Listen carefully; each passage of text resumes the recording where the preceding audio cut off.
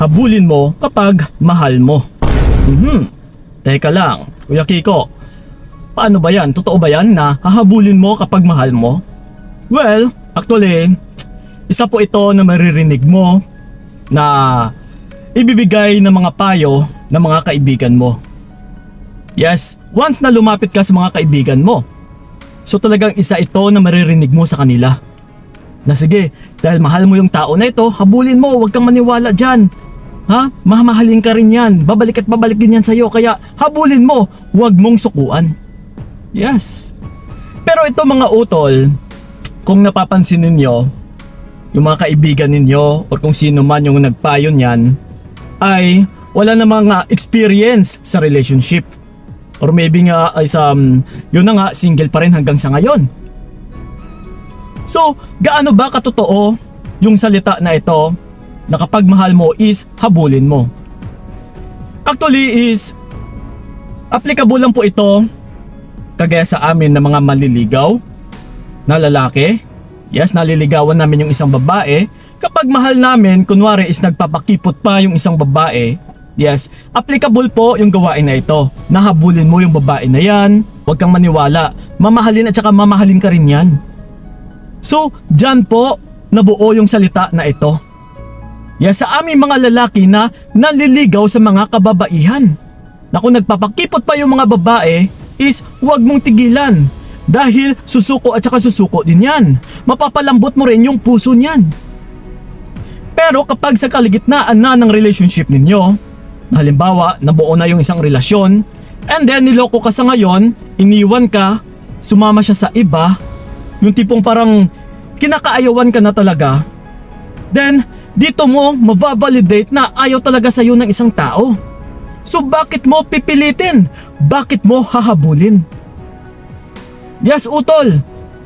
Sa mga pinapayuhan dyan, nahabulin ninyo hanggat minamahal ninyo, sa pagmamahal or mahal mo yung tao, is napaka-normal lang naman na gawain ito na mararamdaman mo dahil mahal mo siya eh.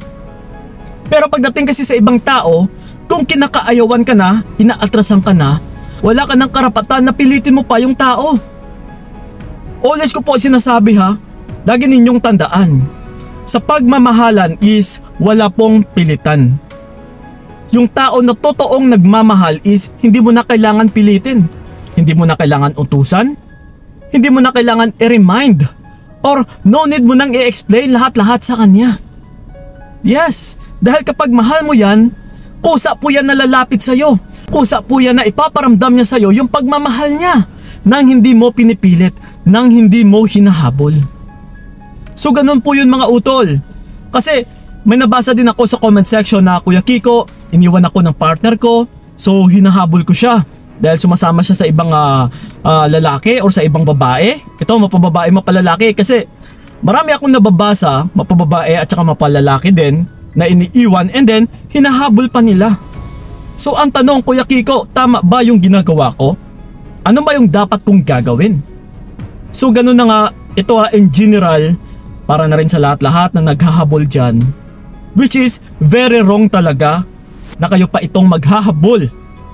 Alam nyo na nga na iniiwan na kayo, alam nyo na nga na binabaliwala na kayo, ipinagpalit na kayo, is no need mo na talagang habulin, which is magparaya ka na.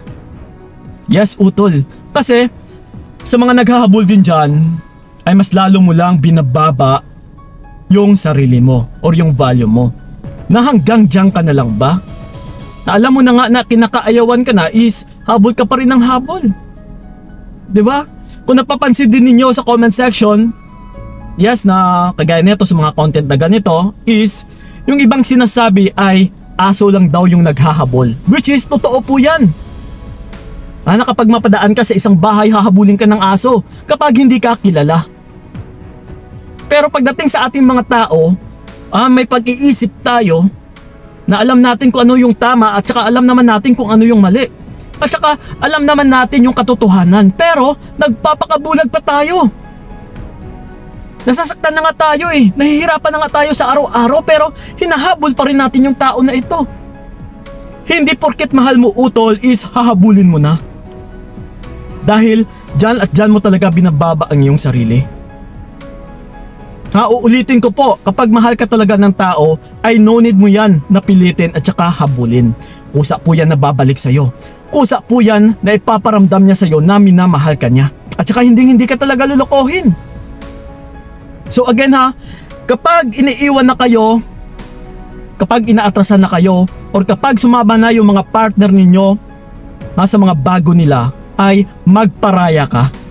Okay? And then magsimula ka ng panibagong buhay or sa panibagong buhay mo. Mag-focus ka sa sarili mo. Kasi sa bawat pagmamahalan, hindi porket naging jowa mo na is siyang-siya na talaga. Okay? Which is pasok siya sa standards mo, pero malay natin, ikaw is hindi ka naman talaga pasok sa standards niya, or hindi ikaw yung katangian na taong gustong-gusto niya. So bakit mo pipilitin? Dahil kapag pinilit mo yan utol na hindi ka naman pala talaga gusto, ikaw at ikaw lang din yung mahihirapan. Pareho lang din sa kanya na siya at siya lang din yung mahihirapan. So parehong kayong dalawa na mahihirapan lang din. That's why kung hindi kayo nagmamatch, okay, i-accept yung realidad or yung katotohanan na yung taong napili mo is hindi mo pala ka-match. So that's why kailangan mo magparaya, umatras, and then let go yung taong yan. At saka mag-move on ka na. So yun lang po. Sa mga pinapayuhan dyan na kailangan yung maghabol dahil mahal ninyo, maling-mali po yan. Okay? Para lang po yan sa mga nanliligaw na huwag sukuan yung isang babae para mapahulog or para mapalambot yung puso ng babae. Hindi po yan applicable sa which is nabuo na yung relationship and then iniwan ka at saka hahabulin mo pa. Yes. Okay? So yun lang po mga utula, sana'y malinaw sa inyo. And then sa may mga katanungan pala, just leave a comment nandyan sa ilalim. So yun lang po, maraming salamat. So ingat kayo. God bless and babush! Binigay ko lahat para wala kang masabi, kaya nga hindi ko